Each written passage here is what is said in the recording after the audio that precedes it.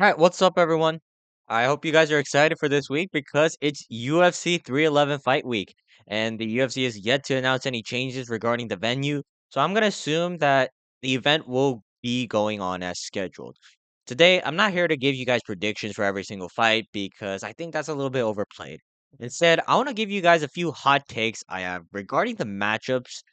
I don't think many people will agree with me on. However, just hear me out.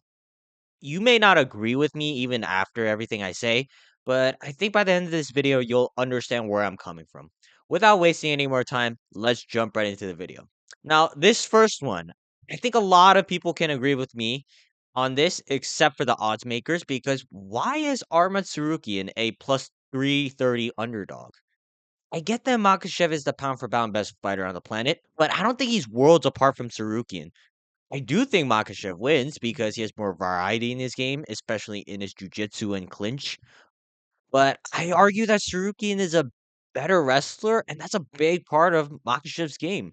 The more the odds makers are increasing the odds for Makhachev, the more I want to pick Sarukian because they're treating him worse than Dustin Poirier. And listen, I love Poirier, but it was such a big ask for him to win, and I was just reaching when I did pick Poirier to win initially. Sarukian, however, based on his style, has more tools to fight against Makhachev than Poirier. I don't understand why the odds makers think it's a plus 330 underdog, but by the end of this, it's going to be a very close fight, in my opinion. This next one I think is very controversial. And Jamal Hill beating Yuri Prohaska is actually going to be better for the sport. Make no mistake, Hill is incredibly delusional and retarded, but it's kind of funny to keep guys like this around when it comes to selling fights. And listen, I love Yuri, but if he wins, Yuri's just going to hold on to his rankings and he's never gonna be able to fight for the light heavyweight belt unless Pereira just either vacates or he loses to Ankalaev. We do need to see Hill versus Pereira or Hill versus Ankalaev because this guy will use pure salt and rage to promote the fight so well. I love that Hill is so retarded that in a way it attracts people to his fights. Do I still love Yuri? Again, I do, but Yuri winning means that the light heavyweight division is completely cooked. Maybe you could sell a fight with him between him and Ankalaev, but it's assuming Ankalaev wins, which the more I think about it, the less likely it's gonna happen.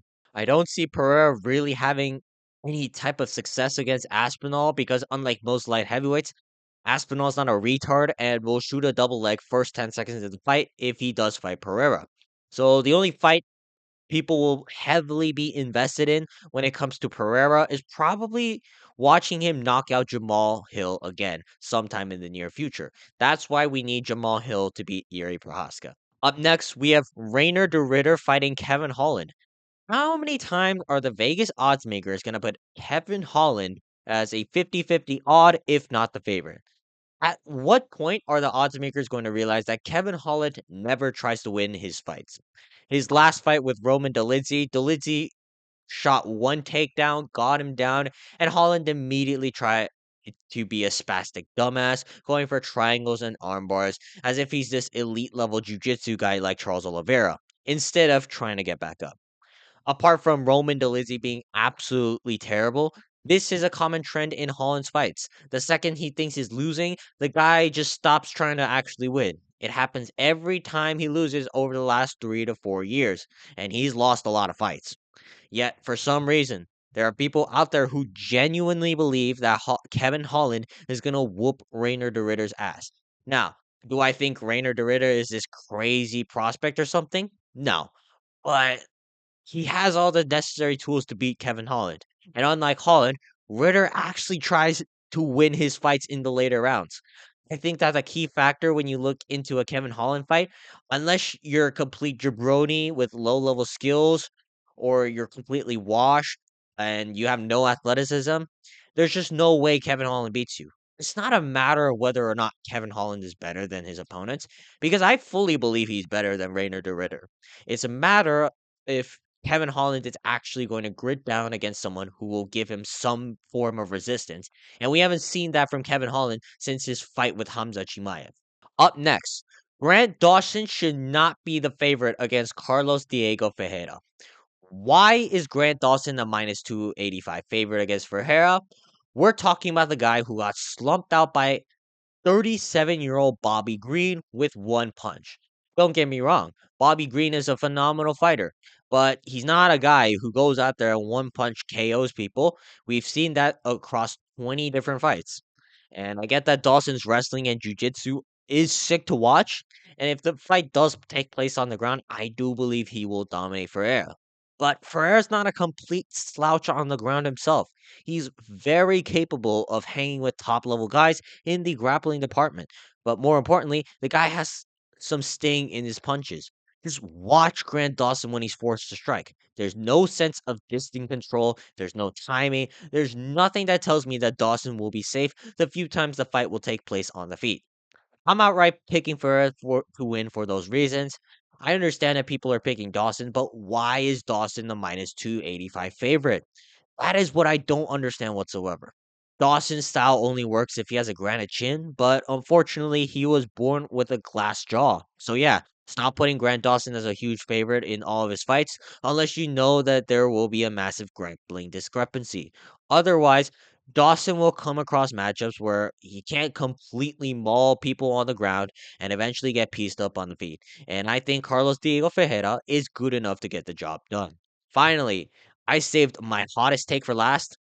I think Marab can beat Umar Nurmagomedov. Do I want Marab Devashvili to win? Fuck no. Are there a lot of stylistic points that favor Umar over Marab? Yes. Do I want Umar Nurmagomedov to win? Yes.